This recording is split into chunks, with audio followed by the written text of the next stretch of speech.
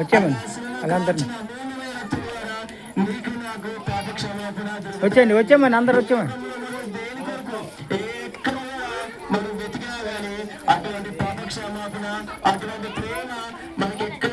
రండి రండి ముగ్గురు ముగ్గురు ముగ్గురు ముగ్గురు ముగ్గురు చేతులు పట్టుకోండి ముగ్గురు ముగ్గురు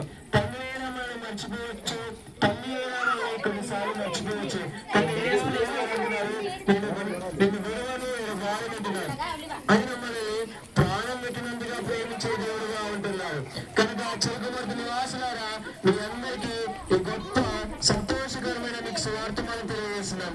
ఏంటి అంటే మీ అందరి కొరకు రక్షకుడు ఆయన కొరకు పుట్టినారు. ఆయనే ప్రభువైన యేసుక్రీస్తు వారు. ఎవరైతే ఆయన విశ్వాసం ఉంచుతారో, ఎవరైతే తన పాపములు ఎత్తుకుంటారో వాళ్ళందరికీ ప్రభువైన యేసుక్రీస్తు వారు నిత్య జీవాన్ని ఇస్తున్నారు.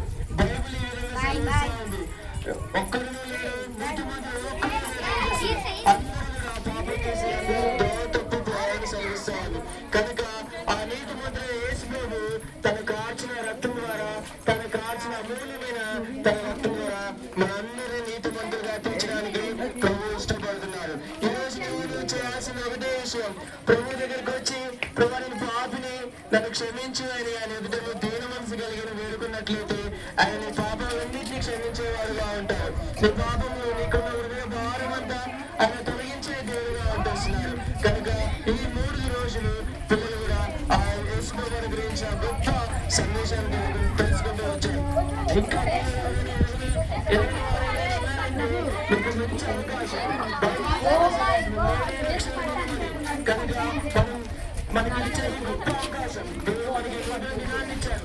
అనేక మంది ఈ దినాన్ని చూడబోతున్నారు. కానీ ఈరోజు నేను కూడా ఈ దినాన్ని చూసామంటే దేవుడిని ప్రేమిస్తున్నారు కాబట్టి, ఇంకా వారి ప్రేమ తెలుసుకొని ఆశపడుతున్నారు కాబట్టి దేవుడు ఈరోజు నిన్ను బ్రతికిస్తా వచ్చారు.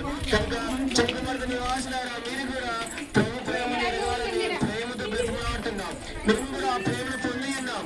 ఆ దేవుడి ప్రేమను అనుభవించాం, రుచి చూచాము కాబట్టి ఆ ప్రేమ మీరు పొందాలని మనం చేస్తున్నాం.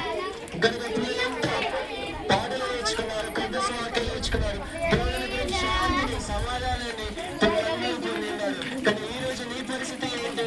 ఈ రోజు నీ యొక్క జీవితం ఏంటిది? కానీ ఆ శాంతి నీకు ఉందా? ఆ శాంతి దేవుని గురించి శాంతి ఉందా? ఇప్పుడే ఈనాడే దేవుని లేదా ఆయన క్షమించేవాడుగా ప్రార్థన